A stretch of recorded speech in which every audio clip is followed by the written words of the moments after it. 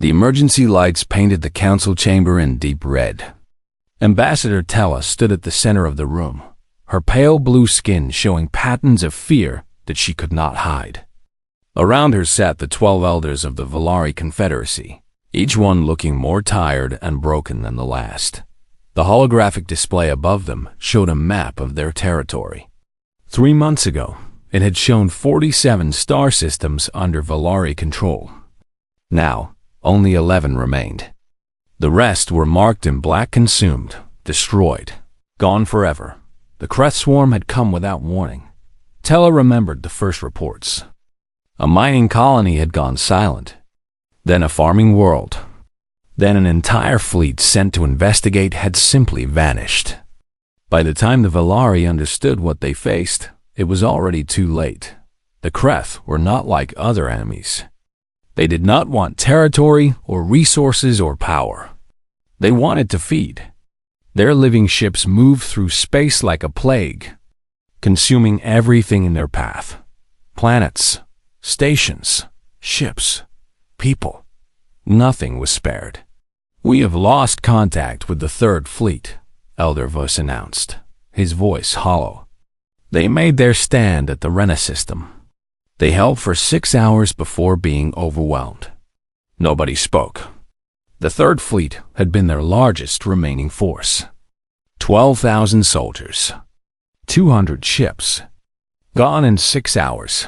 Tella felt something break inside her. Not her courage that had broken weeks ago.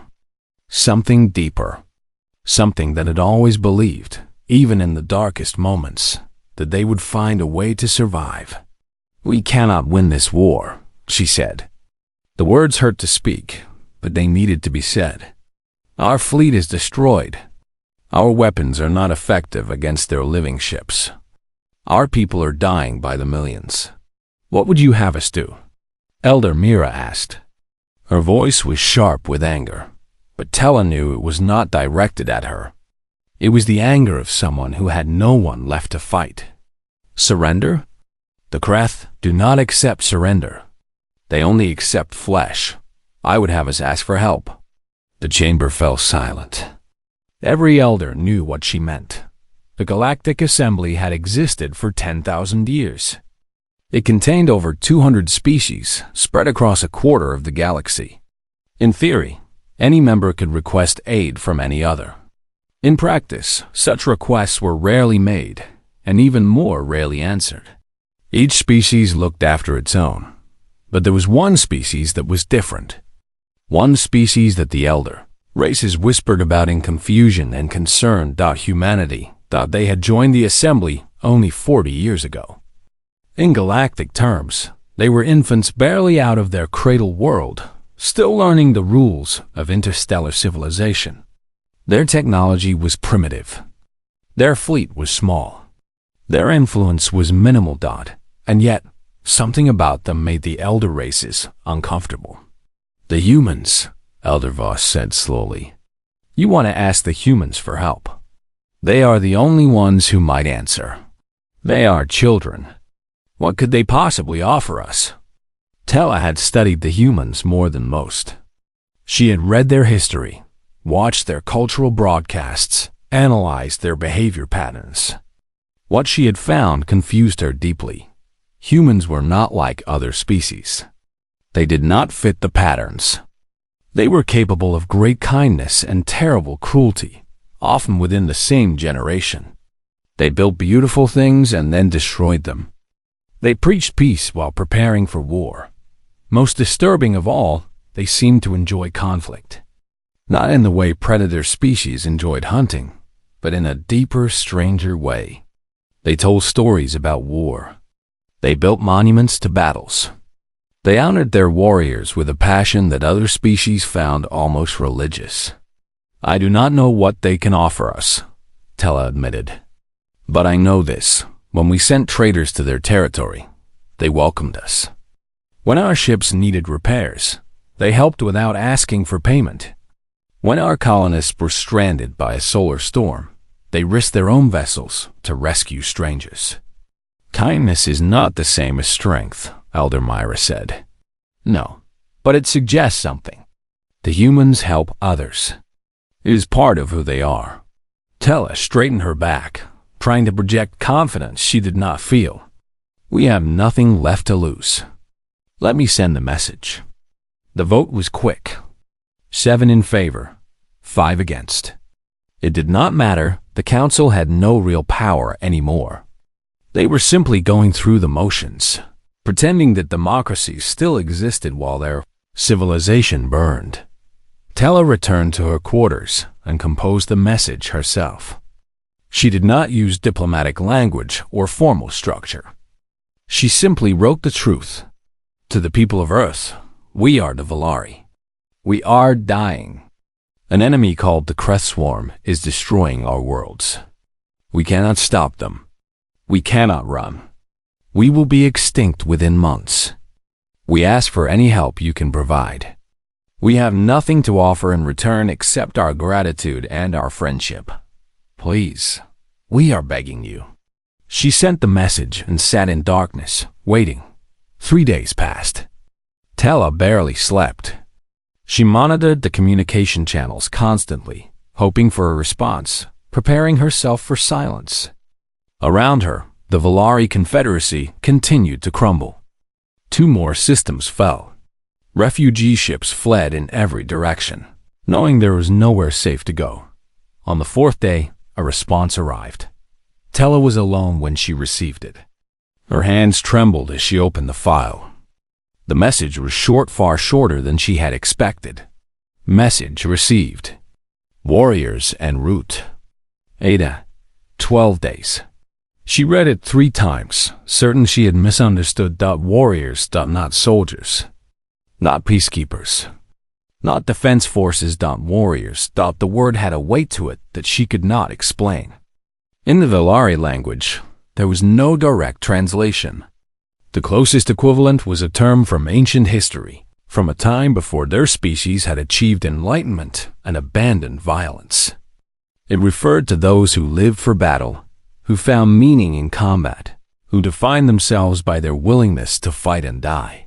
Such beings had not existed among the Valari for thousands of years. They had evolved past such primitive concepts. They had built a civilization based on reason and cooperation, not blood and steel, but the humans had used that word, warriors. Tella felt 2 emotions at war within her chest. The first was hope, fragile, desperate, almost painful in its intensity. Someone was coming. Someone had heard their cry and answered. The second emotion was harder to name. It was not quite fear, though fear was part of it. It was more like the feeling of opening a door without knowing what waited on the other side. The humans were coming to help, and she believed that they meant well. But what kind of species still had warriors? What kind of species needed them? She forwarded the message to the council and began preparing for the arrival of humanity's answer to their prayer. She told herself that everything would be fine. The humans were kind. The humans were helpful. The humans would save them. Deep in her heart, in a place she did not like to examine, a small voice whispered a question she could not answer. What exactly had they invited into their territory? And would they survive the help they had asked for? Captain Real had served in the Valari fleet for 30 years. He'd seen comets crash into moons. He had witnessed the birth of stars. He had watched the impossible beauty of a nebula from close enough to touch its colors. Nothing had prepared him for what emerged from faster-than-light travel on the 12th. They thought he was standing on the bridge of the observation station, monitoring the designated arrival coordinates. Ambassador Tella stood beside him, her skin patterns shifting between hope and anxiety. A dozen junior officers worked at their stations, tracking the incoming energy signatures. "Contact in 30 seconds, Lieutenant Yoon announced. She was young, barely out of training, and her voice shook slightly. Everyone's voice shook these days. The space in front of them began to twist and bend. Light curved in ways that hurt to look at. The fabric of reality stretched like skin being pulled too tight. Then the ships appeared. For a long moment, Nobody spoke. Nobody could speak. The words simply would not come. Captain Real's first thought was that there had been a mistake. These could not be human ships. They looked nothing like the vessels he had seen in the assembly records. Human ships were supposed to be small, sleek, efficient. Modern designs with clean lines and minimal weaponry. The ships before him were monsters. They were huge, far larger than anything humans were supposed to possess. Their hulls were thick with armor plating, layered and scarred like the skin of ancient beasts. Weapons bristled from every surface. Massive cannons, missile batteries, energy projectors of designs he did not recognize. Some of the ships had marks burned into their armor, symbols and words in human languages. "Run the scan again," Captain Real said quietly. Lieutenant Yoon had already done so. "The readings are confirmed, Captain. 72 vessels. All human origin." She paused, and when she spoke again, her voice was barely a whisper. "Sir, these ships are old. Some of these designs are over 200 years obsolete. That is impossible. Ships that old would have been scrapped." "Yes, sir. They should have been." Ambassador Tella stepped forward, her eyes fixed on the fleet.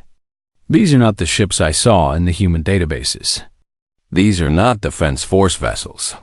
"No," Captain Real agreed. "These are something else entirely." A communication request appeared on the main screen. Captain Real hesitated for just a moment before accepting it.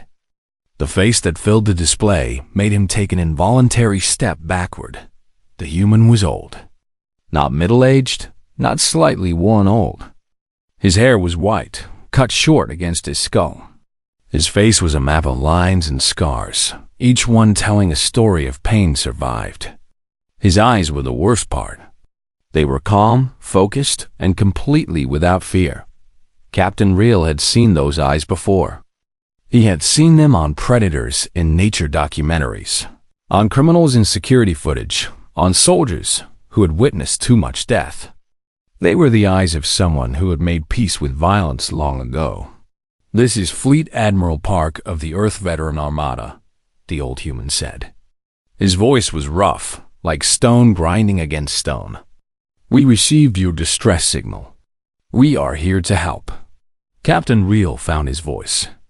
"Admiral Park, we were expecting the United Earth Defense Force." The old human smiled. It was not a pleasant expression. It was the smile of someone who found amusement in things that others would not understand. "The Defense Force protects Earth. They are trained for peacetime.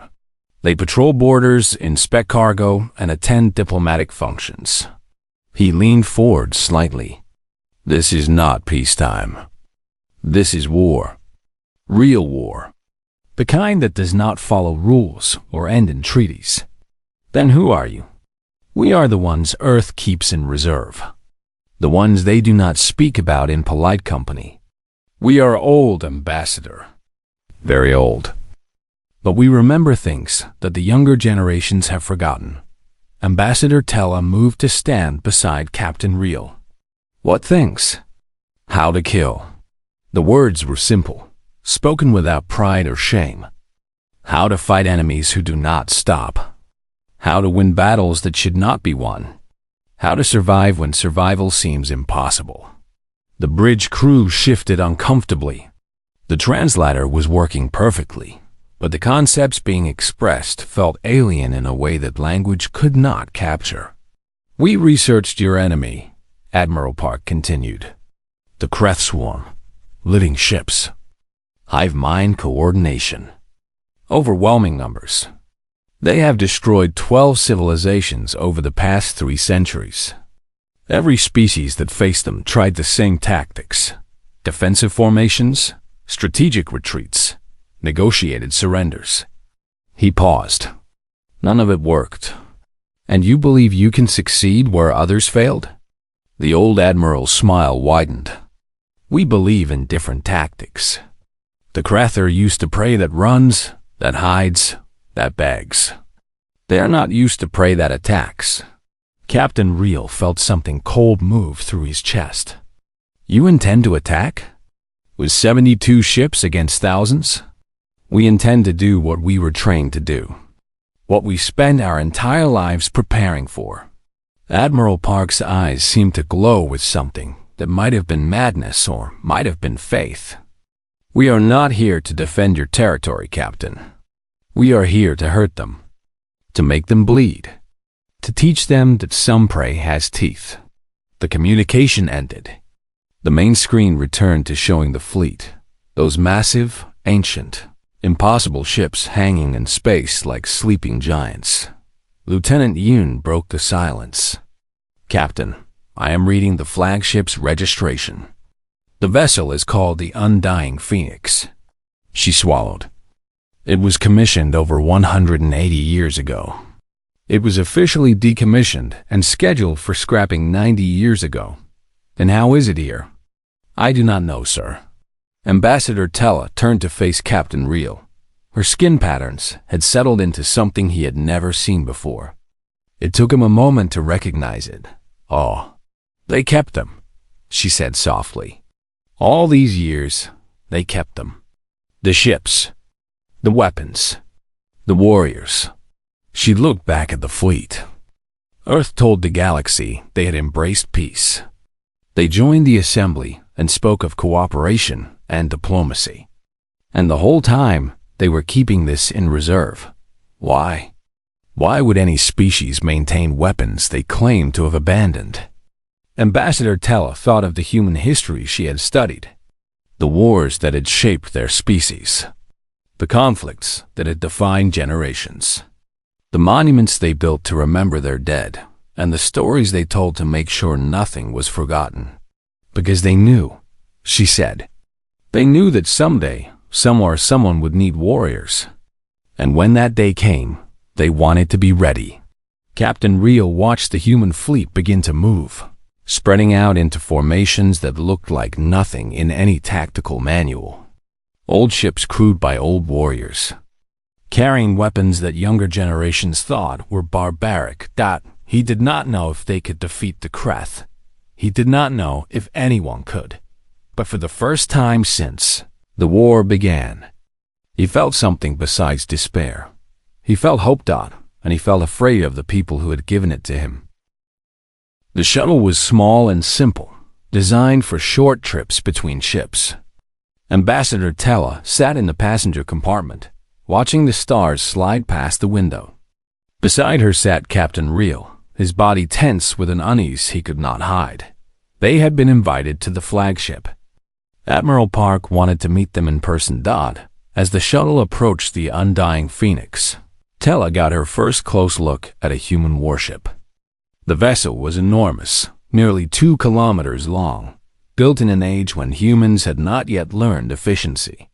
Every surface was covered in armor plates, some smooth and new, others scarred and dented from battles fought decades ago, painted on the side of the ship. In letters taller than a Valari transport vessel was an image that made Tella's breath catch in her throat. A bird made of fire, rising from flames. What does that symbol mean? Captain Real asked. The shuttle pilot, a young human woman with tired eyes, glanced back at them.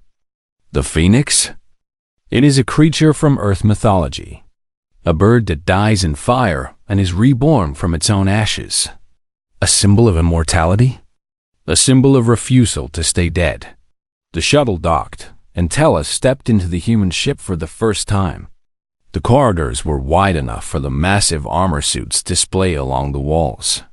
The lighting was dim, the air thick with the smell of metal and oil and something else, something organic that she could not identify. Everywhere she looked, she saw humans, but not the young, optimistic humans she had met at diplomatic functions. These humans were old, gray-haired, wrinkled, moving with the careful precision of bodies that had learned to work around pain, and yet they did not seem weak. They moved with purpose. Their eyes tracked the visitors with sharp attention. Their hands rested on weapons that were clearly well-used and well-maintained. A woman approached them. She was shorter than Tella, with hair that had gone completely white and a face that looked like it had been carved from stone.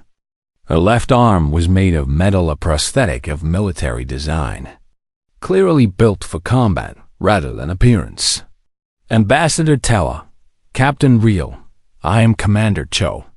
Her voice was flat, almost emotionless. "The Admiral is waiting for you." They followed her through corridors that seemed to go on forever. Tella noticed that the walls were decorated with photographs and symbols. Names were engraved on metal plates, hundreds of them, perhaps thousands.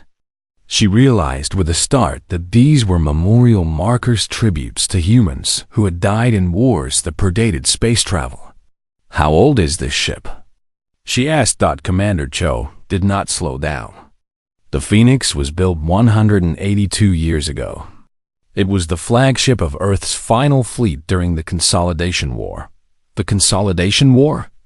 The last great conflict between human nations. Before we unified. Before we reached the stars. Commander Cho's voice carried no emotion, but her metal hand closed into a fist. 14 billion people died in that war. It lasted 11 years. Tella felt her skin go cold. 14 billion. The number was almost impossible to comprehend. The Valari had never fought a conflict that killed more than a few million. How did you survive such a thing? We didn't, not most of us. Commander Cho stopped at a large door. But some of us did. And we remember. The door opened, revealing a room that served as both office and museum. Maps covered the walls, not star charts, but surface maps of Earth, marked with lines and symbols that told stories of battles fought on land and sea and air. Weapons hung in display cases, ranging from simple bladed tools to complex energy projectors. Admiral Park stood at the center of the room, looking at a photograph on the wall. It showed a group of young humans in military uniforms, smiling at the camera. They looked barely out of childhood. "My unit," he said, without turning around. 3rd Battalion, 77th Brigade. 42 soldiers. We were deployed to the Pacific Theater when I was 19 years old. He touched the photograph gently. "I am the only one still alive." "You fought in the Consolidation War," Tella said. "I fought in 3 wars before I was 30. That was normal for my generation." He finally turned to face them. In person, he looked even older than he had on screen. His body was thin, his movements slow, his skin marked by age and scars. But his eyes were the same, sharp, focused, completely without fear. Earth made peace after the consolidation. Our children grew up in a world without war. Their children grew up thinking war was history, ancient history, but you did not forget. We could not forget. Admiral Park walked to a cabinet and removed a bottle of dark liquid. "We tried, at first. We went to therapy. We took medication. We raised families and worked jobs and pretended to be normal." He poured the liquid into small glasses. "But you cannot unsee what we have seen. You cannot unknow what we know." Commander Cho took one of the glasses. "The younger generations think we are relics, damaged survivors of a darker time. They pity us." She drank the liquid in one swallow. "They do not understand that we are the reason they exist at all." "What do you mean?" Captain Real asked. Admiral Park handed glasses to the Valari. The liquid smelled strong, almost burning. "Peace is not natural.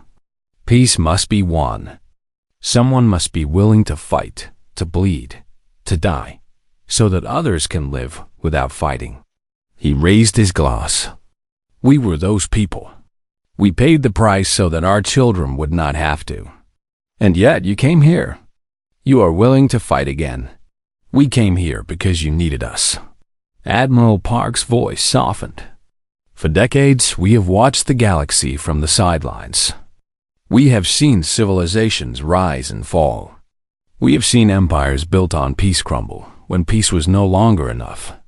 He sat down heavily, as if his bones were tired. "We knew, eventually, someone would need what we had to offer.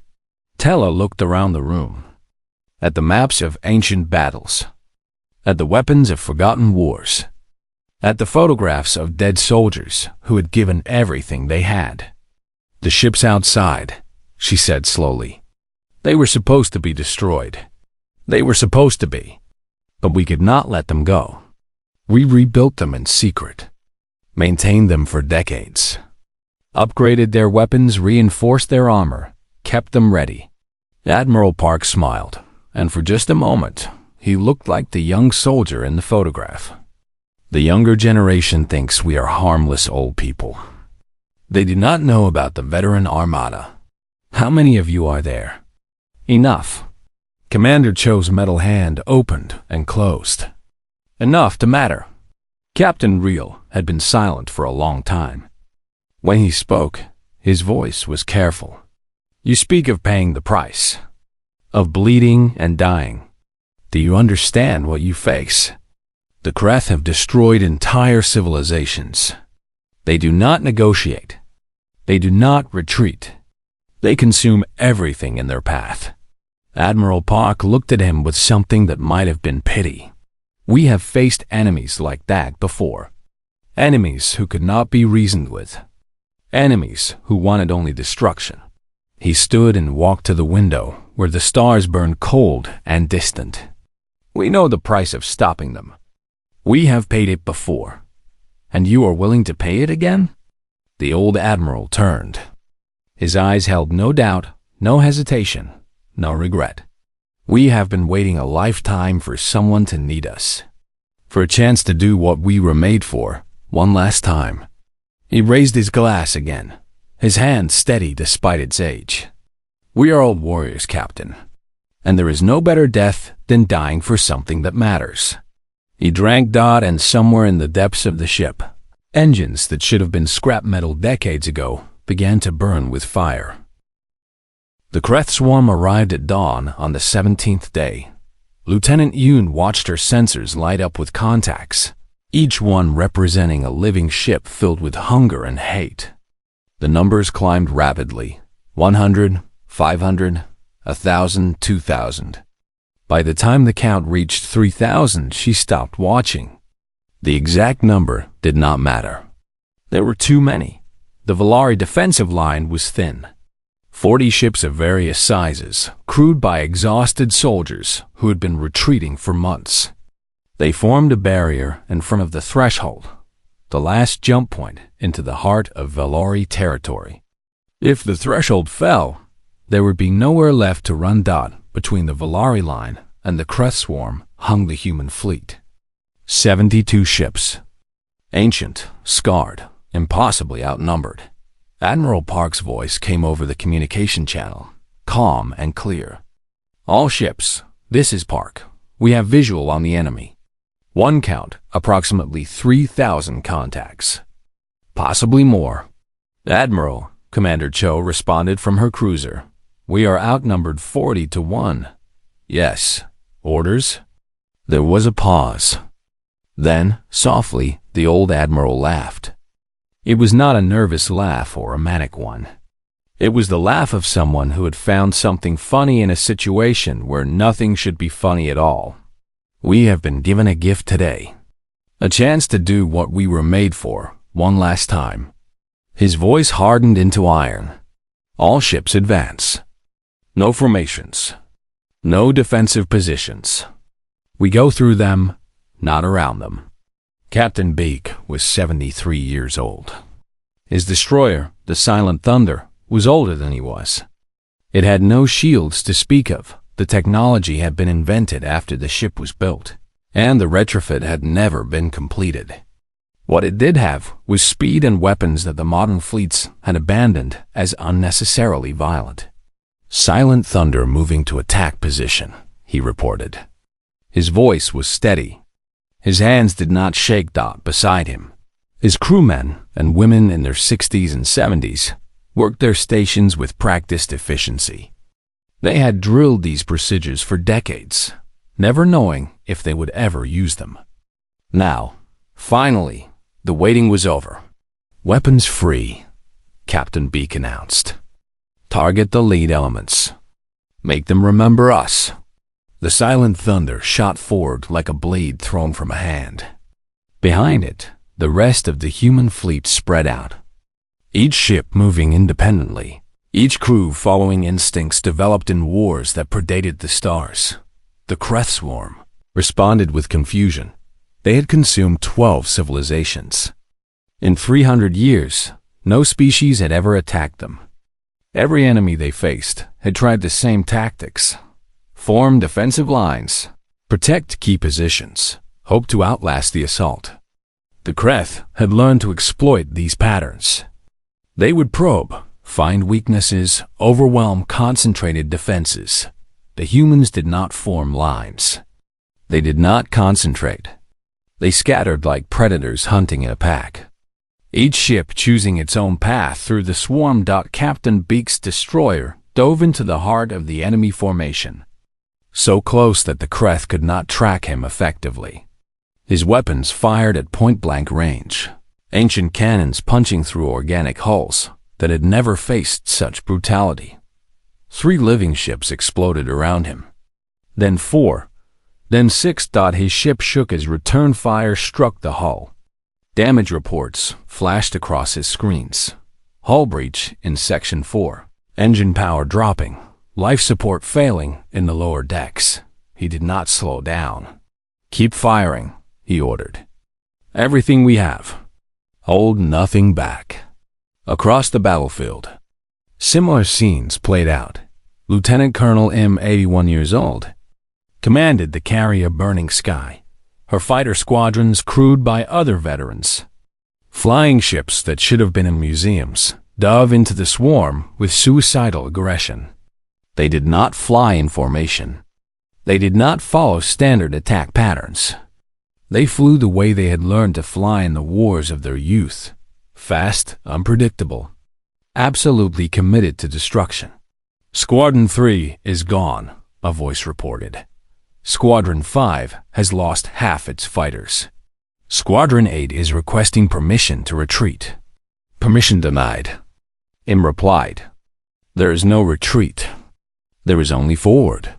Commander Cho stood on the bridge of her cruiser, the Iron Dragon, as it took hit after hit. Her ship was bleeding atmosphere from a dozen wounds. Fires burned in the lower decks. The artificial gravity was failing, and her crew floated at their stations, held in place only by their harnesses. She did not flinch. She had taken worse. Target the command organism, she ordered, pointing at the largest Kreth ship in the sector. All weapons. Concentrate fire. The Iron Dragon was an old design, built for a war where direct confrontation was the only tactic. Its weapons were not elegant. They were not efficient.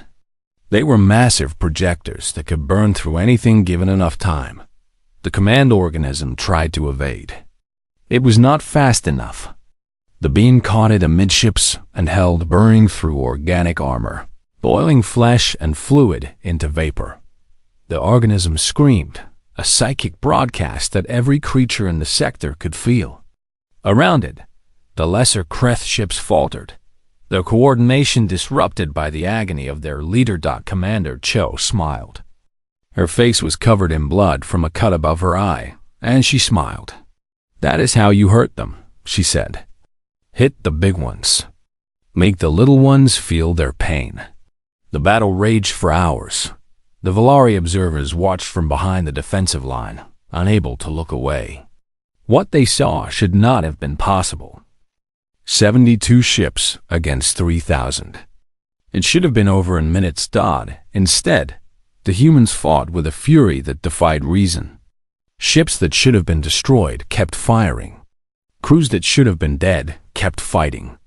Old men and women who should have been in retirement homes were flying into the teeth of an enemy that had never known defeat, and the Kreth were dying, not in small numbers, not in acceptable losses. They were dying by the hundreds. Every human ship was a center of destruction, a knot of violence that consumed everything around it. They are not trying to win, Captain Reel said, his voice hollow with realization. They are not trying to survive. They are trying to hurt them. As much as possible. For as long as possible. Ambassador Tella understood then what the old warriors had meant when they spoke of paying the price. They had known from the beginning that they could not defeat the Crest swarm. Not completely. Not permanently. But they could make the Crest. Bleed. They could teach them that some prey was not worth hunting. They could die in a way that mattered. The flagship Undying Phoenix had been in the center of the fighting. From the first moment, Admiral Park had taken personal command of the attack, directing his ship into the densest concentrations of enemy forces. Now, 12 hours into the battle, the Phoenix was barely holding together. Half its weapons were destroyed. Its engines were failing. Its crew had been reduced by 70%. Admiral Park stood on the bridge, surrounded by damage and death, and he was still giving orders. Port cannons, target that cluster. Starboard missiles, fire at will. Navigation, bring us around for another pass. Sir, the helmsman said, a woman in her 70s who had flown combat missions before most modern pilots were born. If we make another pass, we will not survive. I know. Then why? Admiral Park looked at the main screen, where the Crest swarm was visible in all its terrible size. It was smaller now than when the battle started. Much smaller. Hundreds of their ships were gone, destroyed by humans who refused to die quietly. Because they will remember this, he said. Every species they consume after today, they will remember what happened here. They will remember that someone hurt them, that someone made them afraid. He straightened his uniform, torn, burned, stained with blood that might have been his own. Take us in.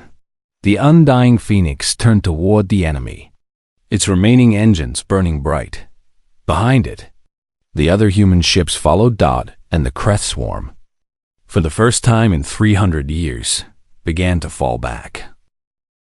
The battle lasted 18 hours. When it ended, the stars were still burning. Debris filled the space where the fighting had been: twisted metal, broken hulls, the cooling remains of organic ships. The Crest swarm was gone, retreating into the darkness they had come from, leaving behind more dead than they had lost in the previous 50 years combined. The silence that followed was the loudest thing Ambassador Tella had ever heard. Damage report, Captain Reel requested, his voice barely more than a whisper. Lieutenant Yoon checked her sensors. Her hands were shaking so badly she could barely read the displays. Crest forces have withdrawn. We are detecting scattered survivors, but the main swarm is gone. She paused. The human fleet, tell me. 29 ships remaining, all damaged. Some critically. Her voice broke. 43 ships destroyed with all hands. Tella closed her eyes. 43 ships. Thousands of old warriors. Gone, but the Crest were gone too. For the first time in 300 years, someone had stopped them. Someone had made them run. The Valari began rescue operations immediately. Their ships moved through the debris field, searching for survivors, pulling bodies from wreckage, doing what little they could to help. What they found would haunt them for the rest of their lives. Human ships, cut open like wounds, their corridors filled with the dead. Crews who had stayed at their posts until the very end, their hands still on their weapons, their eyes still fixed on their targets. Old men and women who had died the way they had lived, fighting, and some who had survived. Tella was on one of the first rescue shuttles to reach the Undying Phoenix. The flagship was barely recognizable. Its hull was torn open in a dozen places. Its engines were cold. Its lights were flickering, running on emergency power that would fail within hours. She found Admiral Park in the medical bay. He was sitting on a bed, surrounded by bandages and medical equipment. His left eye was covered by a patch. His arm was in a cast. His uniform was more blood than fabric, but he was alive. "Ambassador," he said when he saw her. His voice was rough, each word requiring effort. You came. Of course I came. Tella approached him slowly, as if he might break. Admiral, what you did. What your people did. We did what was necessary. He looked at the other beds in the medical bay, each one occupied by a wounded veteran. Some would survive. Some would not. How many did we lose? 43 ships. We do not have final casualty numbers yet, but thousands. He nodded slowly, as if the number was what he had expected. We knew. We all knew going in. This was never about survival. Then what was it about? Admiral Park was quiet for a long moment. When he spoke again, his voice was soft, almost gentle. We spent our whole lives learning how to protect people. That was our purpose. Our meaning. We trained for war so that others could live in peace. We bled so that others could heal. He looked at his hands, old, scarred, covered in bandages. Then the wars ended. Peace came. And suddenly, there was no one left who needed us. Your children. Our children were safe. Our grandchildren were safer. They did not need warriors. They needed teachers and doctors and artists. They needed people who built things instead of destroying them. His smile was sad, but not bitter. We became ghosts. Relics of a time everyone wanted to forget. We were honored in speeches and ignored in life. Tella sat down beside him. Outside, through the damaged walls, she could see the rescue ships moving through the debris. The dead floating in space. The price that had been paid. Why did you come? She asked. Why did you answer our call? Because you needed us. Admiral Park reached out and took her hand. His grip was weak, but warm. Do you understand what that means to us? To spend a lifetime preparing for something, and then finally have it matter? You gave us a purpose again. A reason to be what we were made to be.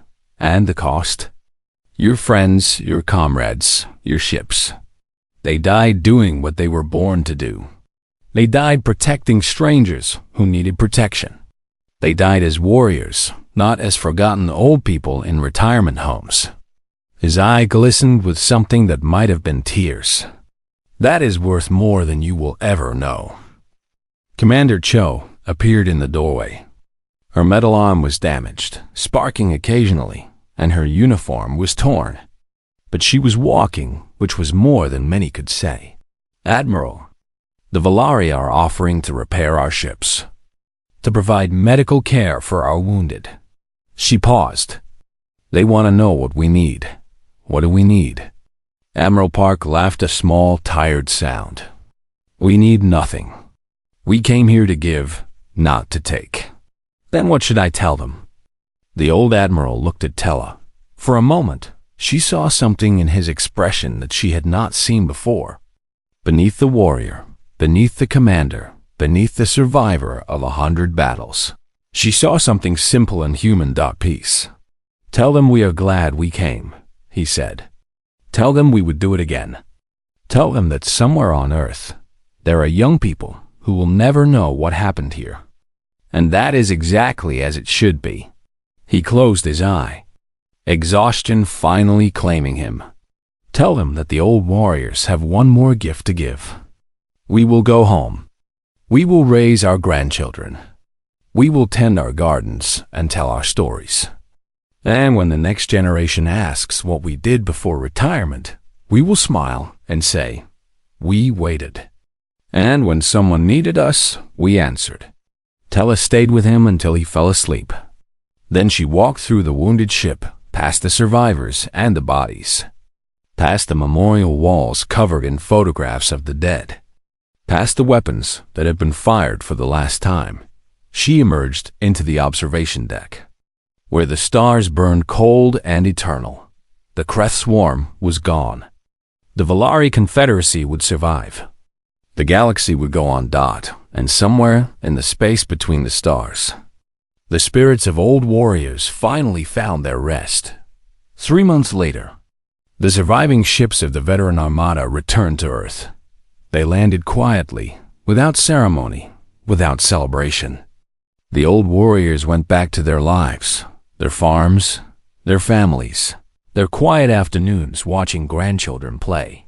Nobody asked them where they had been. Nobody knew what they had done, and that was exactly how they wanted it. But sometimes, late at night, when the stars were visible and the world was quiet, the veterans would gather. They would raise their glasses to absent friends. They would speak names that the galaxy had already forgotten, and they would smile, because they had done what they were made to do. They had protected those who needed protection. They had paid the price that needed to be paid. They were old warriors, and they had earned their peace at last.